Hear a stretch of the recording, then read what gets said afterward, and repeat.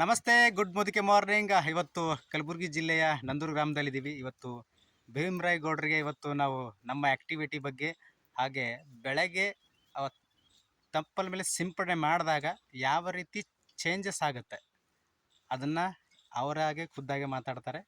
ಅವ್ರ ಮಾತುಗಳು. ರೈಟ್, ಚಾಲು ರೀ. ಇದು ಸಿಂಪರಣೆ ಮಾಡಿರ್ತಕ್ಕಂಥ ಎಲಿರಿ ಇದು. ಹಾಂ ರೀ. ಇದು ಏನಪ್ಪಾ ಅಂತಂದ್ರೆ ಇಕ್ದಿ ನೈಸ್ ಶೈನಿಂಗ್ ಕಲರ್. ಹಾಂ ರೀ.